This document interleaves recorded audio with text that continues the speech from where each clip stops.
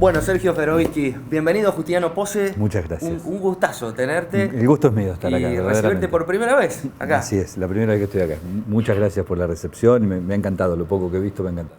Bueno, yo te contaba que te conocí por Ambiente y Medio, este programa que están haciendo en la televisión pública, que viene después de muchos años de trabajo, llevas más de 30 en esto, ¿no? Sí, unos cuantos. Sí, ¿Qué elegiste, ser biólogo primero o periodista? No sé, es como si me preguntara si quiero más a mi mamá o a mi papá. Van de la mano. Sí, van de la mano. Me parece que ha ido de la mano mi decisión de estudiar y de tener una formación en algo que tuviera que ver con la naturaleza y con el vínculo de la naturaleza y el hombre, pero también la decisión de no ir por el lado de la investigación más dura, sino por el lado de la divulgación, de la concientización, de poder transmitir conocimientos. Esta ha sido un poco mi elección, por eso esa dualidad entre el periodismo y lo duro de la biología, que es mi formación original y de la cual no solamente no reniego, sino que me siento notablemente orgulloso. Y entonces voy y vengo, soy un rato periodista, un rato gestor, un rato político, un rato... Sí. Pero por sobre todas las cosas me considero un divulgador y una especie de... Intento ser un dinamizador de discusiones principalmente, bien, que es lo que me parece que... Está bueno el concepto, sí, porque hay mucho choque entre posturas diversas en algo que nos tiene en común a todos y en cuenta y que no nos pregunta, porque el ambiente no nos tiene en cuenta de ese lado, nosotros debemos tenerlo en cuenta. Sí, ¿no?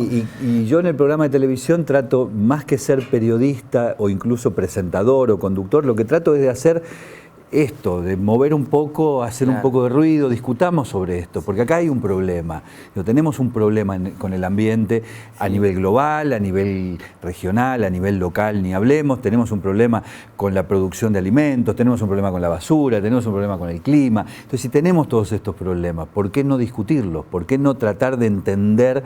Y ahí es donde aparece el biólogo, porque el biólogo mío tiene que ver con la formación de ir a buscar el origen de los problemas y de saber que lo que uno ve en determinado momento no es más que la consecuencia de algo que se fue gestando a lo largo de un tiempo. Y ahí hay un proceso. Lo ambiental tiene, para mí, dos características. Lo ambiental entendido desde la disciplina de la ecología tiene para mí dos características que son centrales y que uno no debe olvidar en ningún momento. Uno es lo complejo, la complejidad. Es una cosa que no es unicausal, es multicausal necesariamente. Y lo segundo es que siempre estamos mirando un proceso, una película, nunca estamos mirando una foto. Hay que entender que la foto que uno ve tiene un origen y tiene una proyección hacia adelante. Y eso es lo que me parece que hace más divertidas las discusiones. Sí, claro. ¿Y qué cambió en el ambiente desde aquel joven que empezó inmiscuyéndose en estos temas hace 30 años atrás, en este 2019 en el que parece que el tiempo en el que todo esto va a ser un problema palpable esté cada vez más cerca? Lo bueno es que está todo peor. Sí, ni hablar. Claramente, para arrancar todos los índices está todo peor. Mira, cuando yo empecé, yo recuerdo haber escrito uno de mis primeros trabajos sobre el tema del medio ambiente en una revista que desapareció y que fue muy señera en los 80, después de apenas salido de la dictadura, que se llama El Periodista de Buenos Aires. Ajá. Y yo en esa revista recuerdo haber escrito un artículo en el momento que nadie escribía nada sobre esto, estoy hablando de 1985, 86, el tema ni siquiera estaba en discusión. Y la bandera que todos portábamos era que el problema era de falta de conciencia. Que en el momento que se alcanzara la conciencia, bueno, los problemas se iban a resolver porque todos íbamos a entender de qué estábamos hablando.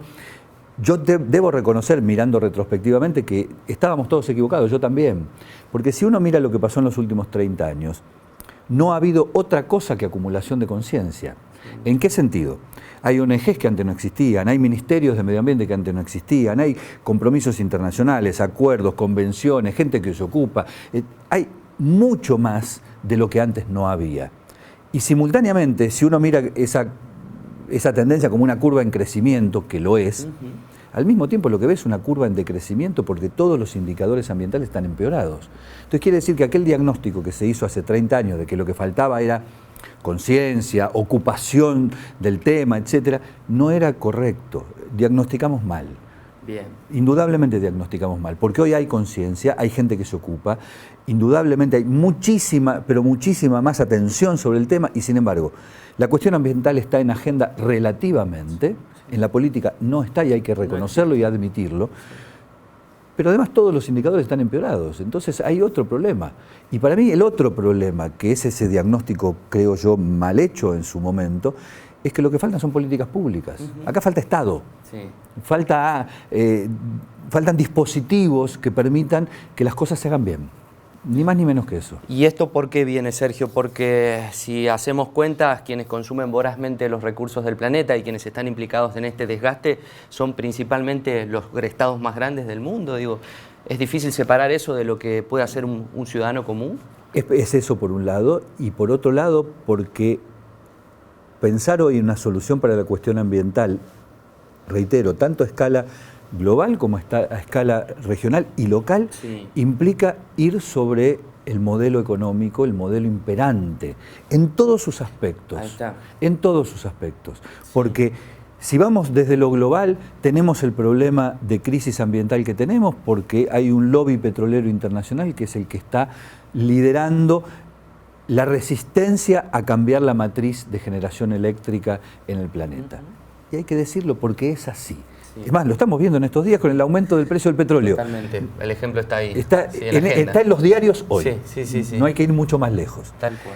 Si vamos a planos más locales o más regionales, lo que tenemos son fuertes resistencias para modificar modelos de comportamiento que parece que son de tu comportamiento o del mío, pero en realidad son imposiciones de los modelos económicos y de patrones de producción, de extracción de los recursos naturales y de consumo. Sí. Nosotros estamos metidos en una sociedad que salió de la Segunda Guerra Mundial creyendo que todo se iba a resolver incrementando el consumo.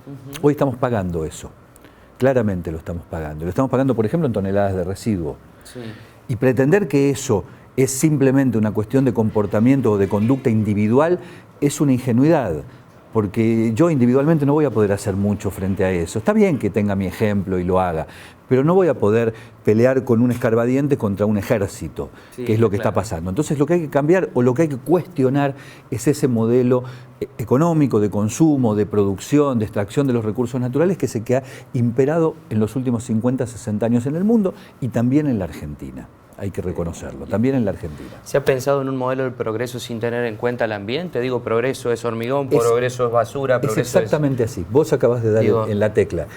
Y el único líder internacional que está señalando eso que vos acabas de identificar es el Papa. El Papa escribió una encíclica que se llama Laudato Si, que es una pieza de ecología política que yo recomiendo leer, porque el Papa le mete el dedo en el ojo al sistema y dice, acá hay un problema de concepción, no hay solamente un problema de que somos mejores, somos peores, tenemos más conciencia, tenemos menos conciencia, no. El Papa lo que está diciendo es esto que vos acabás de decir. Acá hay una definición de progreso que hay que modificar. Porque si en nombre del progreso llegamos hasta acá, entonces quiere decir que eso no era progreso, era otra cosa. El Papa dice, por ejemplo, que no se puede creer que hay un término medio entre la especulación financiera y la protección de los recursos naturales. No existe ese término medio. Hay que redefinir el progreso. Esto es lo que dice el Papa.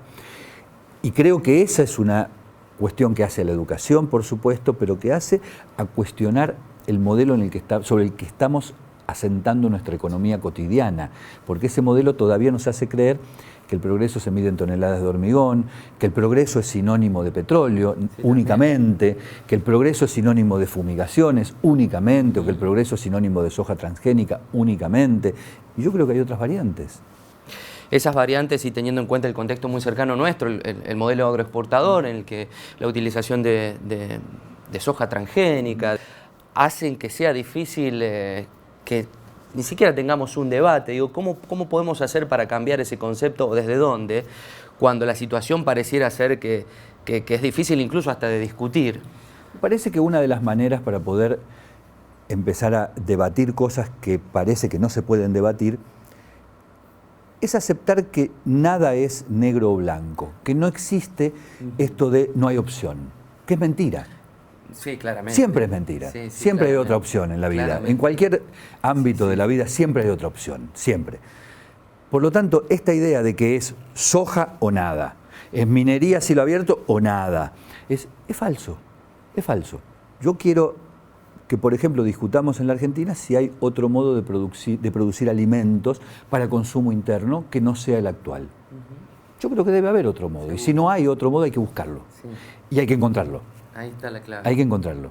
¿Qué quiero decir con esto? Es una condena que para consumir verduras frescas hoy en la Argentina tengan que viajar 400 o 500 kilómetros y sí o sí estar fumigadas. ¿Por qué desaparecieron los tambos o los cinturones verdes en las ciudades de la Argentina? Si eso era un modelo que nos favorecía desde el punto de vista de la soberanía alimentaria, del acceso, de un acceso más barato, incluso de mejor calidad a esos productos. Yo quiero reproducir eso y no veo que sea imposible o que eso vaya en contra de la posibilidad de vender granos. Se puede vender soja, yo no estoy diciendo que, pero tampoco jugar toda una carta. Porque el problema de la soja transgénica, además de lo que significa como modelo socioeconómico, altamente expulsivo, etcétera, es que parece que no deja alternativa. Es soja o la nada misma. Y no es cierto eso. No es cierto. Yo creo que merece un debate. Sí, digo, la Argentina, el único futuro que tiene es vendiendo commodities, únicamente. Y en todo caso, si hay que vender commodities, es únicamente vender commodities y nada más que eso. Sí. Y en todo caso la discusión también es, bueno, es commodities y un poco de valor agregado, aceite de soja, no, paremos. Creo que hay otras posibilidades. Sergi, ¿cómo vivís estos debates políticos actuales que están sumamente ligados a lo económico y en el que verdaderamente desde ningún lado llueven propuestas que tengan que ver con el ambiente? Digo, ¿cómo hacemos? Porque se nos estaba prendiendo fuego el Amazonas y acá nos parecía tan ajeno, digo, tan lejano. Bueno, yo creo difícil pensarse de manera positiva. ¿Cómo llevas eso en la diaria? Yo creo que la clase política todavía tiene la idea de que lo ambiental es primero un problema para la economía, un escollo, Bolsonaro lo consideró así. Exactamente. Y segundo, que es algo que no está asociado al futuro económico, sino solo como obstáculo. Y eso es mentira. Creo que hay que dar vuelta a ese debate. Hay que ponerlo al revés y tratar de hacer el esfuerzo de ponerlo al revés. Y creo que va a ser la única manera de que eso permita que ese debate integre la agenda de discusión. Yo escribí a partir de lo del Amazonas un artículo donde decía, no es el clima lo que está provocando que se incendie el Amazonas, es la angurria, es el modelo económico. Es un modelo económico que entiende que el Amazonas es una desprolijidad que hay que corregir y que hay que sacarla del medio y ponerle soja y ganado encima y a otra cosa mariposa. Y la verdad es que si es lo que dijo el Papa, con ese modelo llegamos hasta acá. Y está claro que los resultados fueron malos. Entonces, discutamos de vuelta. Empecemos otra vez. Porque no se trata, y este es otro problema que tiene la clase política en general, no se trata de mantener a la naturaleza intacta versus la producción. Eso es mentira. Eso es un chantaje intelectual al cual hemos sido sometidos durante mucho tiempo. Que, vos no querés soja, entonces vos querés volver a las cavernas. No, pará. No, hay gradientes, hay cosas en el medio, hay posibilidades de trabajar de otro modo. Vayamos al caso de la ganadería. Hay muchos modelos silvopastoriles que funcionan y funcionan bien. El problema es cuando estamos sometidos a una lógica de que lo único que hay que hacer es exportar a como dé lugar. Entonces, para exportar, y sí, todo molesta. Molestan los bosques, molestan los lagos, todo molesta. Entonces, nos llevamos todo puesto. El asunto es que eso es de patas cortas. Sí. Claramente es de patas cortas. No tiene perspectiva de futuro. Y volviendo a tu pregunta, sí, es una incomodidad no tener la posibilidad de instalar los temas estos en agenda. Pero yo soy partidario de la idea de que esto lo repito siempre porque creo que es el eje que nos permite ser un poquito más optimistas, un poquito menos pesimistas. Bueno. Me parece que cada época tiene valores y que los valores no son elegidos, vienen y se imponen. Sí. Y se imponen y cuando se imponen ya no hay manera de volver atrás de esos valores. Y uno de los valores de la época junto con la igualdad de género es el ambiente. Entonces pasa a ser un valor y al pasar a ser un valor, ya, fíjate la discusión respecto de lo que pasó en el Amazonas, ya no es solamente una discusión económica, no, señores, esto no se hace. No se hace porque no se hace y se terminó y hay cosas que no se discuten más. Son semillitas que están instaladas en las nuevas generaciones, da la sensación que vienen con eso, ¿no? Sí, vienen con ese chip indudablemente, pero lo interesante es que además vienen con ese chip no solo respecto de la responsabilidad individual, que ellos dicen, no, mirá, no tires la basura por la ventanilla del auto. No, es mucho más que eso, es mucho más complejo que eso. Hoy los chicos, todo este movimiento de chicos adolescentes que están saliendo los viernes a protestar contra la crisis climática, etcétera, están pidiendo políticas públicas, están señalando con el dedo a los gobiernos. Sí. Están mostrando que el problema son los gobiernos, son los estados, el problema no es si yo apago la luz más temprano o más tarde o si cierro la canilla de mi casa, que sí, lo tengo que hacer. Es verdad, sí. Lo tengo que hacer, pero no pasa por ahí. Dijiste algo importante, porque dijiste, es complejo. Digo, pero la naturaleza es compleja también, sí, claro, y la hemos interpretado como algo muy simple.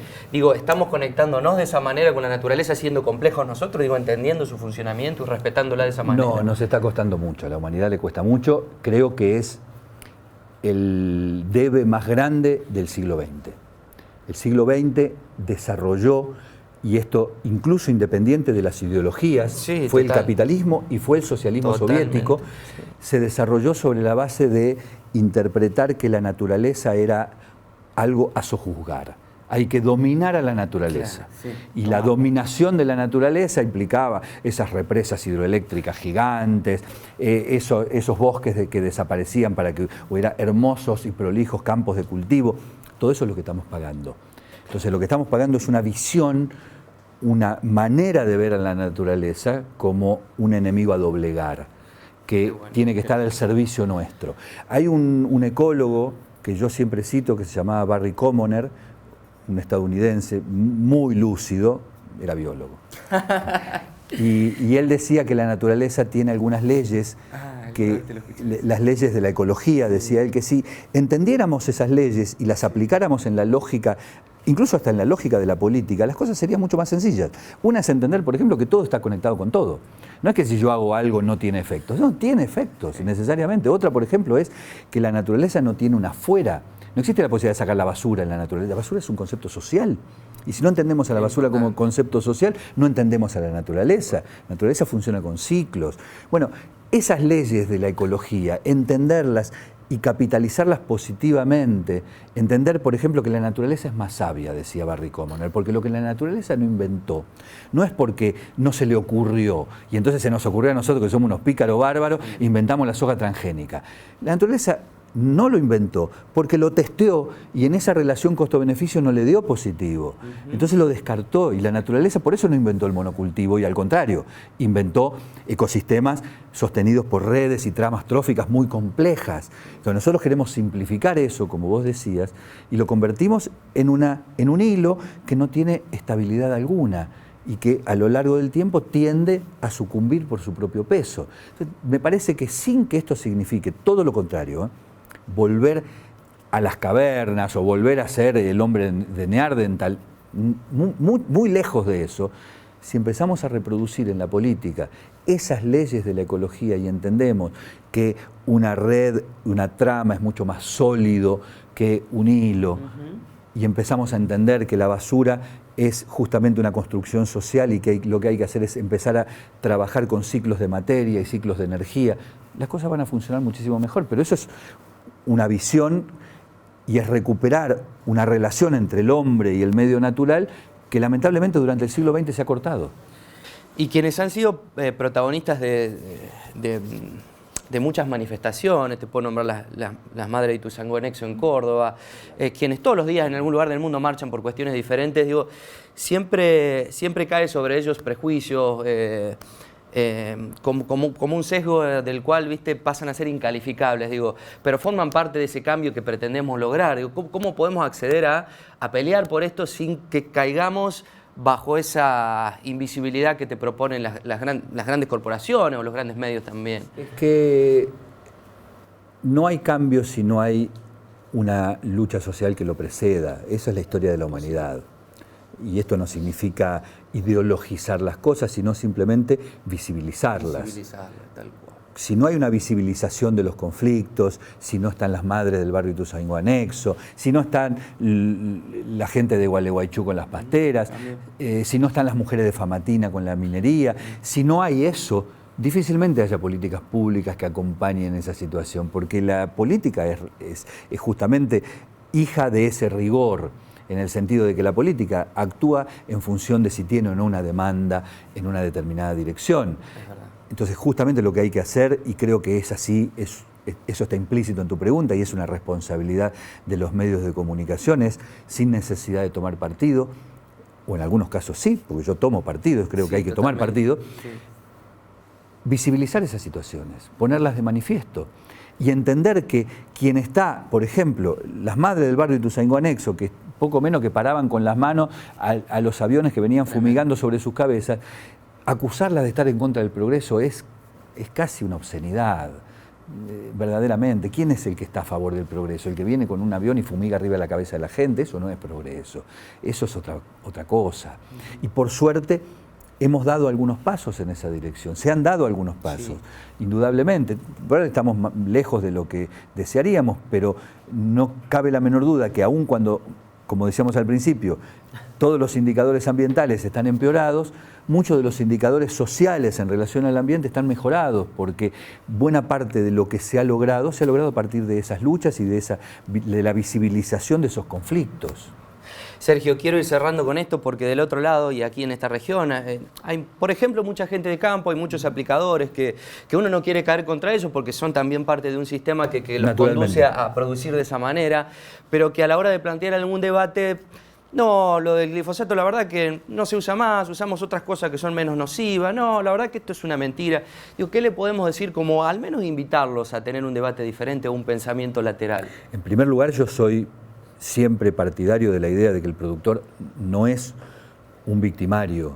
En todo caso, es una víctima más de un sistema que funciona de una determinada manera y que muchas veces no le deja opción a hacer otra cosa. Exacto. Partiendo de esa base, no hay productores. Acá no es un problema de gente mala. Exactamente. No es un problema de gente que se pone una capa negra y va castigando. No es eso. Es muchísimo menos maniqueo y es mucho más complejo el tema. Sí, tenemos un sistema que empuja a los productores a que su rentabilidad muchas veces esté asociada a las aplicaciones y a las fumigaciones que aplica. Entonces, lo que tenemos que discutir es, insisto, otro modelo. ¿Hay otro modelo de producir alimentos? Bueno, pongámoslo sobre la mesa, discutámoslo. Que el Estado tome parte en la discusión sin banderías, porque acá el problema también es que el Estado se embandera en un determinado sector porque defiende la caja exclusivamente. Y cuando el Estado defiende la caja como de lugar, y bueno, las consecuencias son las que hoy tenemos. Una multiplicación por 10 de la cantidad de agrotóxicos volcados sobre los campos en solamente 10 años. Esto es un dato incontrastable y no es un buen dato. No es un buen dato. Que haya habido resistencia en todas las malezas y que haya habido que cambiar soja transgénica de la Roundup Ready a la intacta en solamente 17 años porque generaba resistencia, no es una buena noticia. Entonces quiere decir que ahí está fallando algo. Porque la agricultura tiene 10.000 años y en 17 años se pierde la capacidad de... Entonces hay algo que hay que volver a discutir. Yo no estoy diciendo que haya que imponer recetas de determinado tipo o que haya que prohibir nada. No, por supuesto sí hay que ir y sancionar a quienes se exceden de las aplicaciones más o menos como deben ser. Total. Pero el problema no es de aplicadores, el problema es de sistema. Hay un modelo que está en crisis. Hay un modelo de producción de alimentos que está en crisis en el mundo y también en la Argentina. Y aceptémoslo, porque los datos indican que hay crisis. Hay éxodo del campo, hay exceso de fumigaciones, hay pérdida de fertilidad de los suelos, hay resistencia creciente de las malezas. Todos esos indicadores a mí me dan la idea de que hay un problema. Entonces, si hay un problema, discutámoslo. Sergio, agradecerte por estos minutos y por lo que haces en el programa, que está buenísimo, que se hablen esos temas, que es un valor a rescatar, que en nuestra TV pública tengamos eso, tus materiales, tus participaciones públicas. ¿Qué te hace tener esperanzas a pesar del escenario que hablamos? Bueno, siempre me preguntan lo mismo. Yo no soy una persona esperanzada, por definición, porque tengo la lógica de Gramsci hablaba del pesimismo de la razón y del optimismo de la voluntad.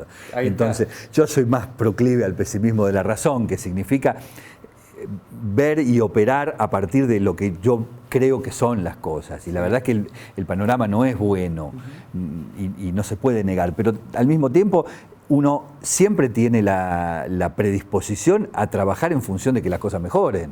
Eso desde ya, si no, no sería pesimista. Soy pesimista para poder ser optimista en el futuro. Claro.